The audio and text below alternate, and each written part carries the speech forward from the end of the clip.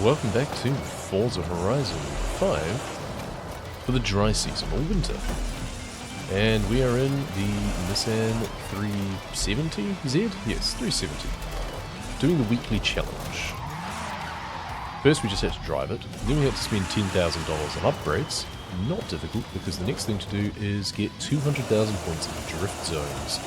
Just so happens there's a drift zone right outside our house.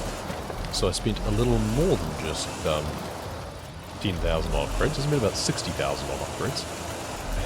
So hopefully this will help. In fact, I think I might have gone a bit too far. I didn't even upgrade the power. I just focused on giving it drift tires, drift suspension, all of the stuff that said drift on it, gearbox.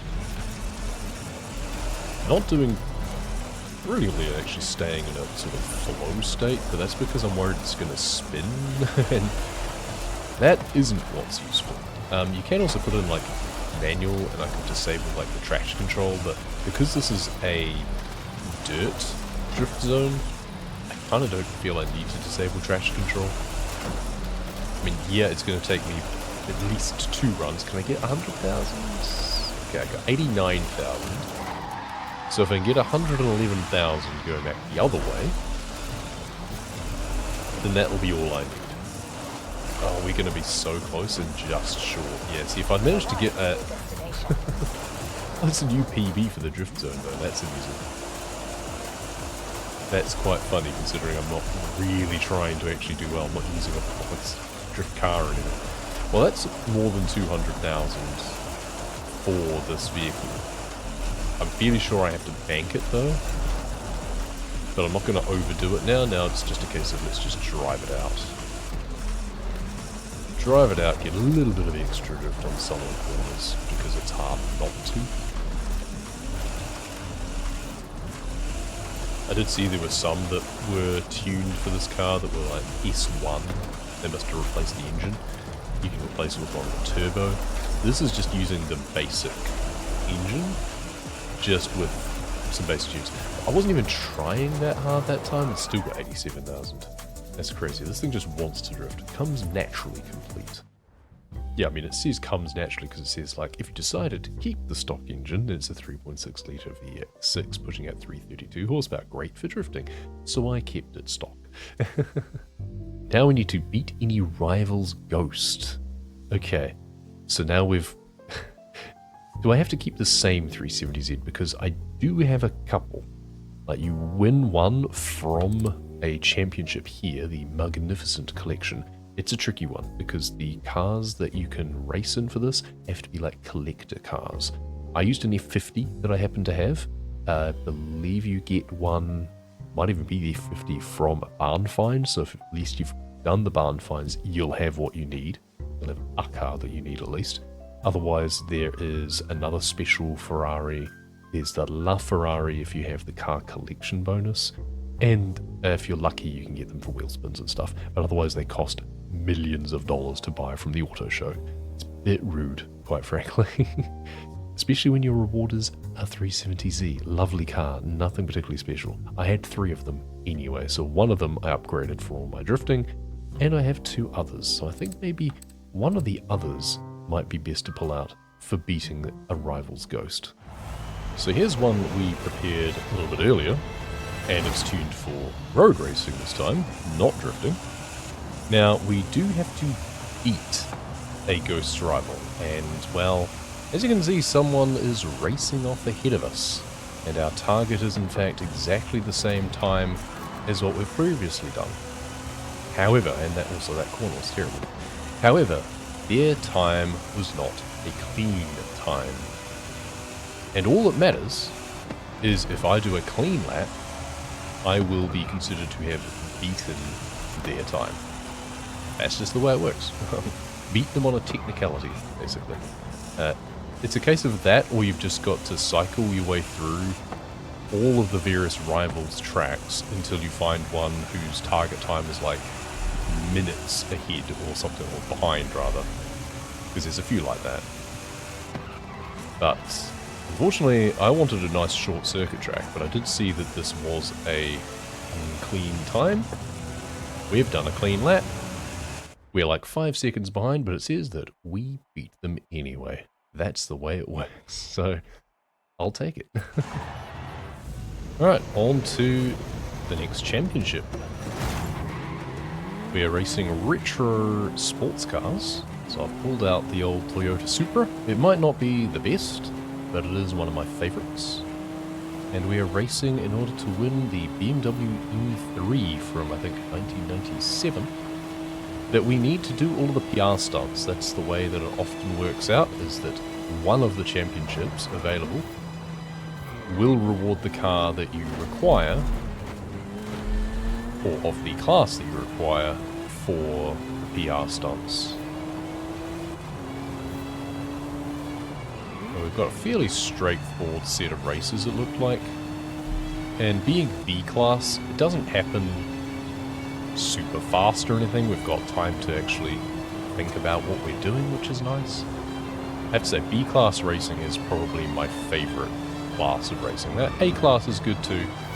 B class, I don't know, the pace isn't quite so frenetic.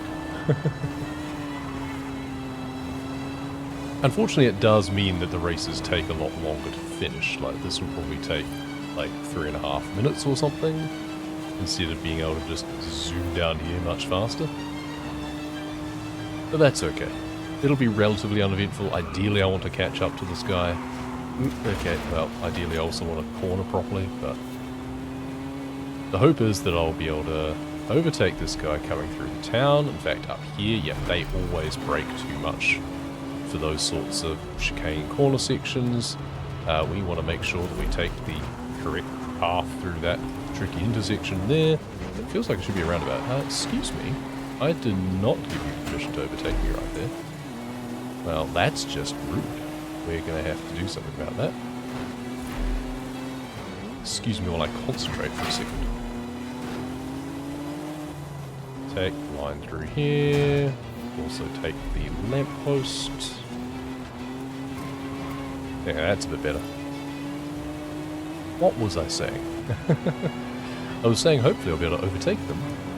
And then we can pretty much just fast forward to the finish line, because it'll be relatively uneventful from here. Unless we get tangled up in some traffic or corner extremely poorly. But that's what rewinding is for. Exhibit A? Maybe? No, I don't think they did particularly well either. Okay. It's all home clear from here.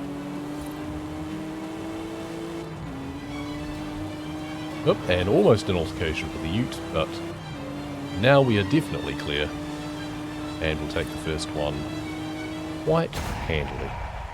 On to the next one, which hopefully will be even more straightforward, so we don't have any twisty, turny town sections.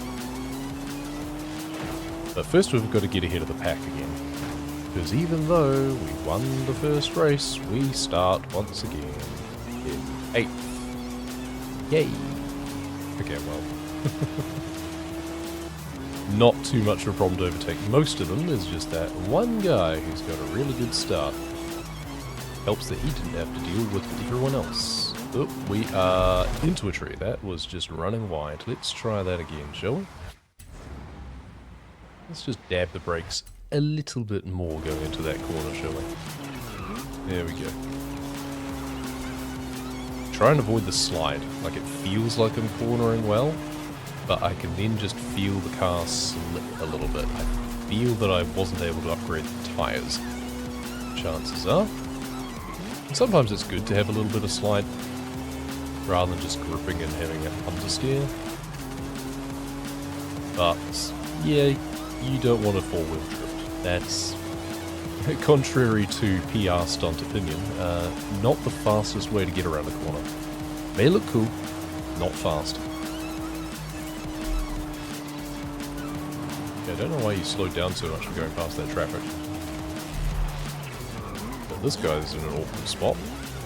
So we're just going to take a awkward line through there. But we managed to avoid getting cut off. Which, if we'd gone around the outside, we might have then just turned straight into it. We've got another sharp corner up here that we also often have traffic issues with. clear? I think we're clear. Alright, that's pretty good then. Well, in that case, see you at the finish line. We call it the coast run, but now we're back into the farmland again. We didn't even see the coast, I don't think. And it has been, as expected, fairly uneventful. Avoiding the traffic, not messing up the corners so bad that people catch up to me again. I don't think you really needed to see me going around every single corner. Suffice to say, we are on to the next race in a very commanding position. On to the final one, Terra Chase. I think ultimately my car is not super tuned up.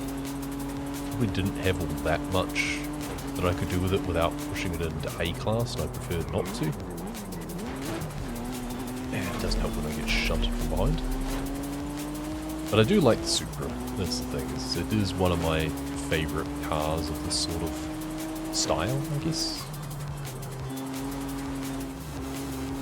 Even if it looks like the spoiler is a large carry handle on the back.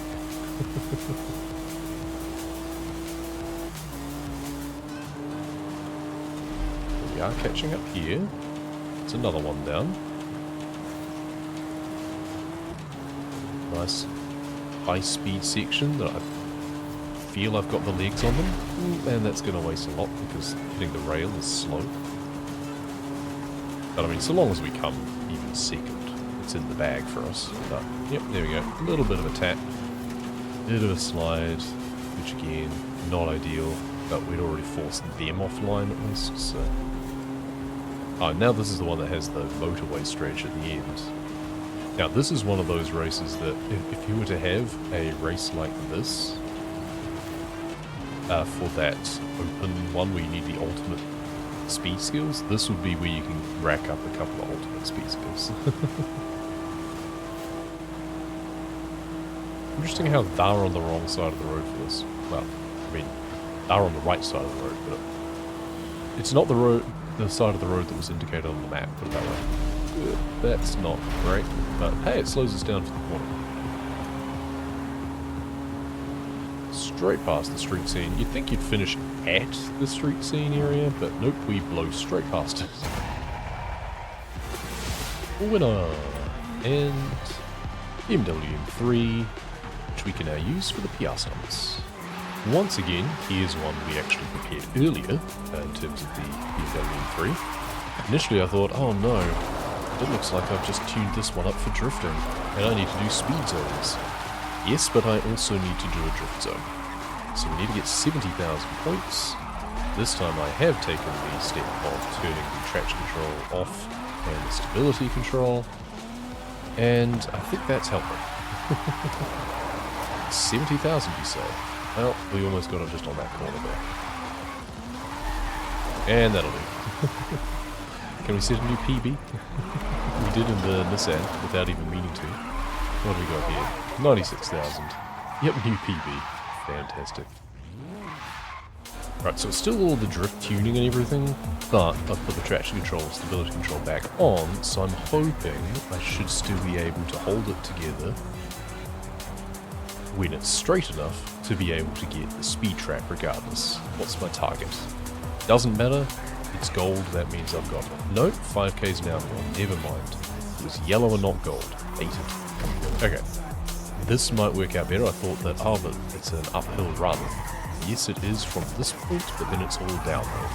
So let's try that again. Once more with speeding, hopefully. There'll be one corner that we have to worry about, and there's traffic as well, which is not ideal. Yeah, that's really not ideal.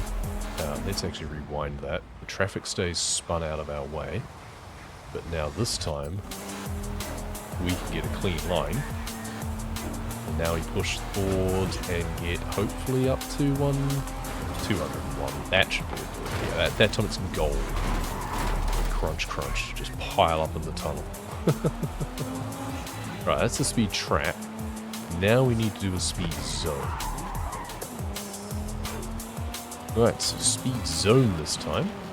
That means we need to keep a consistent speed, or at least a high average speed, and the average we're aiming for is actually 160.9 kilometers an hour.